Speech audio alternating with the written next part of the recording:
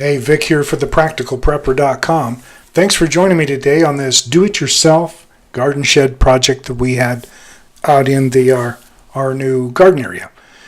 I wanted to kind of show you this. These are great little projects. We bought two kits. This is one from Lowe's. We bought two sizes. We bought an 8x10 and we bought an 8x8. The 8x8 we'll use as a chicken coop. I'll just modify it. At the time we bought this, these were on sale, so we actually got a really good price. And when you compare it to buying the lumber and cutting it, we actually came out ahead. So it's also going to be very quick. You just follow the manual. Everything's pre-cut. You drop it. You drop the framing. You drop the skin. You shoot it all together, and you set it aside. Then you just stand everything up. For beginning skill building, if you're just starting to learn about framing and you can follow directions, these are great little kits to do. You'll learn how floor joists go in. You'll learn how all this other stuff goes together. And you'll learn how to put some trusses up. So what you see in front of you right now is a deck that I built. It's a 14 by 16 deck, and I put the shed on top of the deck. The reason I did that was to get around some county codes, mainly with having to permit the garden shed. If it's movable, I don't have to permit it. And this is a movable building. I will tie it to the deck, and part of the deck is for wind loading. So if we get some real heavy winds, this thing is not going to get rocked at all. So what we did is we got it all laid out. I used a nail gun, so I've got the nail gun laying. There's a little closer view. We went ahead and put the framing down and shot down the deck. And we kind of did this later on the first day. And then the second day we came back in and drug everything out and got ready to start assembling the kit. So one thing that we've got is on the right hand side, on the far side there, you can kind of see the kit laid out. And I sort all the lumber by size and numbered, and as you go to put it together, it goes real quick. So we start with an end wall. We did both of the end walls since they assemble roughly the same. You just lay the lumber out, kind of tack it together, throw the skin on, nail it all off, and then we took that end and set it aside, and then we did the other end and set that aside. Then we drop back, and the first thing they have us do is do the back wall. Back wall, we did the framing and just stood it up and put a brace at the front, and then we began work on the front wall. So the front wall with the door and the window, that gets put together. We've got them braced, and now we'll go ahead and fit up the far end wall. And Lisa's got a hold of it, and she's going to stick it up and give us a wave. There you go. And it's all put together. So everything's kind of tacked together at the moment. So now we're going to throw up the last end wall, one closest to us. Boom, there it is. And the outside of this wood all comes pre-primed. So you don't have to rush to get it all primed out. So now we've pretty much got it together. And these were pretty much photos that I was going through here. And at this point, we can kind of turn it over. And we've got video. Hey guys, I'm not using the mic, so I'm going to speak a little louder, but here's the end of day one. Deck was all done. I'd pretty much put down the floor joists yesterday. So today we put the floor sheeting on, we assembled all the frames, skinned the walls, and stood them all up. So right now they're just kind of temped together. Tomorrow I'll go back in with a nail gun, and you know, there's a few spots here. There's things that just don't quite fit right. I can use a Sawzall and trim off a piece and get that joint to fit a little tighter. There's a few things that were okay, and there's a few things that were missed.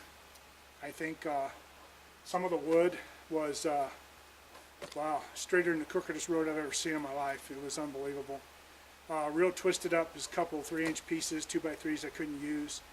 So I had some 2x4 here, so I just ripped a piece and used that.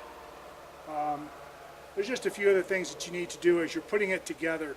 You can kind of see what isn't working, and most of it was just the lumber issue. It was just warped, or I don't know. They could have made the kits fit a little bit better.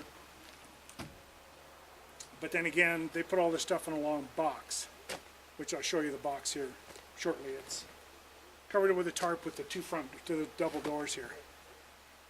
But all in all, you can throw one of these things together. It's just not that difficult. So we'll continue on it. Tomorrow I'm going to work on getting most of the seams buttoned up, everything nailed down and screwed, and some preliminary caulking that I want to do. So I'll get that done tomorrow, and then it's going to be working on the deck here, building the joists. And they come all kind of, they're pre-cut pieces, but you're going to have to put them together with the frames and then fit them across the roof. So we'll be doing the joists and trying to get some of the roof stuff done. Maybe tomorrow, just Thursday. If not, we'll do it on Friday. The good thing is we have just got great weather here for a week. So we jumped back in the next day and we're basically working on the roof.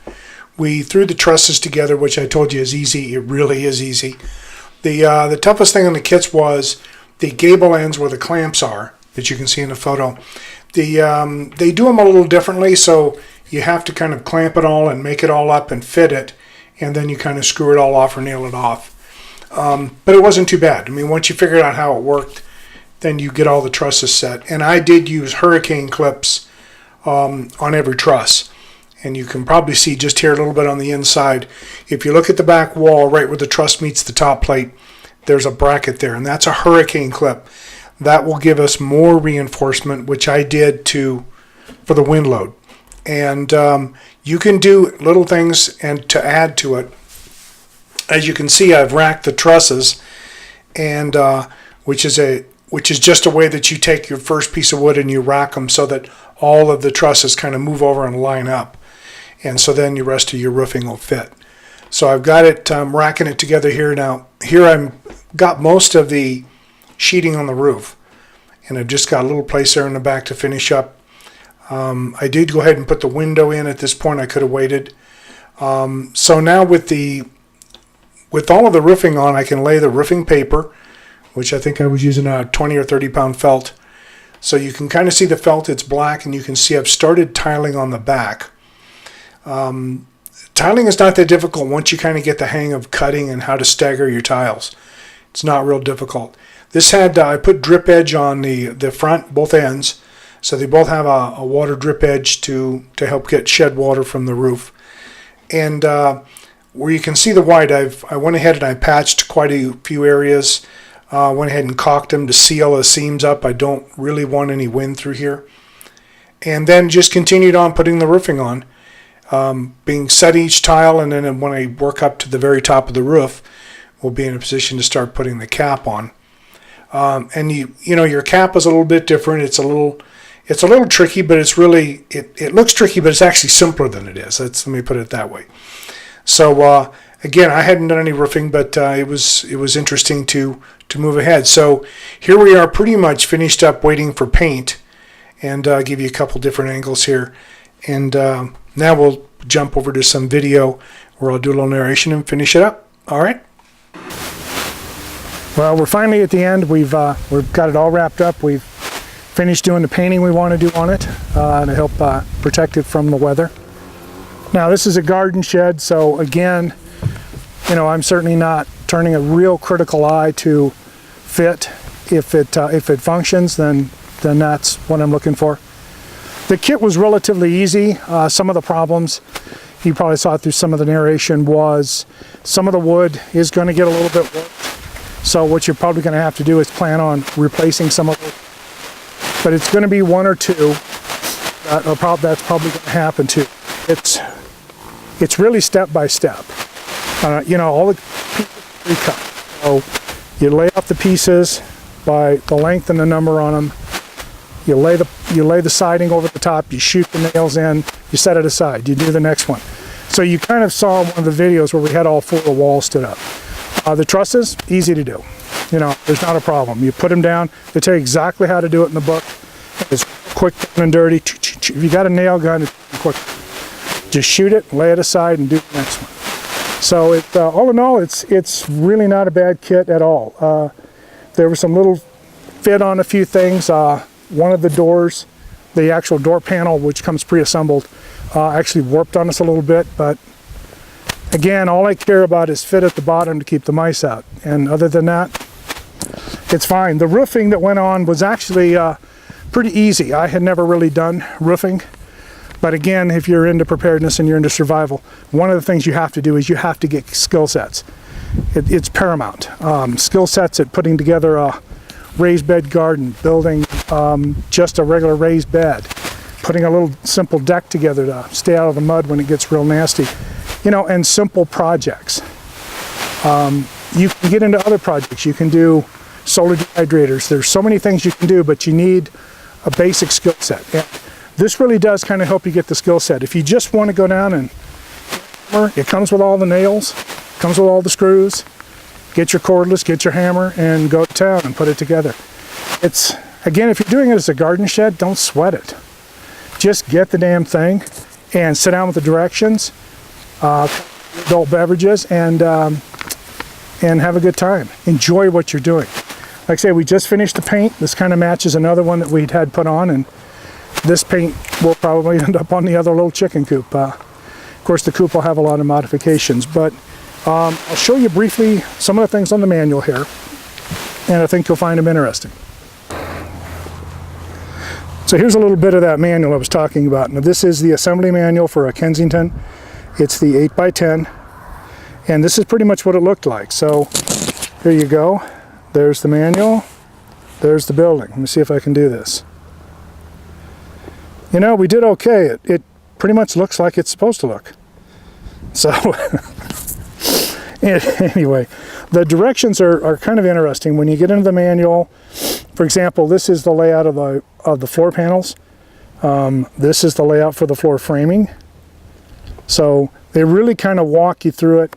Up here they tell you which wood, what parts of wood, what fasteners you're going to use.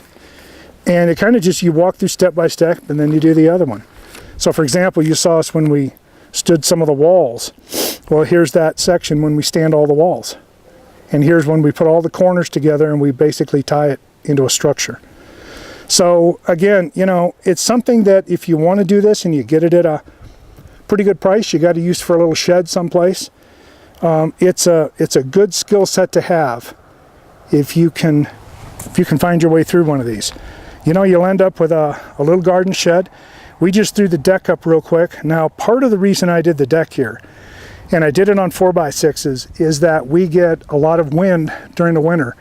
We can get winds in excess of 60, 70 miles an hour, gusts coming over this hill. I've built this heavy enough to where weight low will keep this thing from ever being moved. I'm doing something similar with the coop. I'm doing the same kind of base layout that you see right here, and I'm going to do the same thing. The only difference, I'm only going to deck where this little shed sits, and the rest is going to be open run that's all framed in with some bird cover. So I'll show you that when we get to it, but you know, I'm pretty happy with this. I do think it saved us some money, and you know, Lisa and I kind of got to do it as a couple, and you know, it just came out great.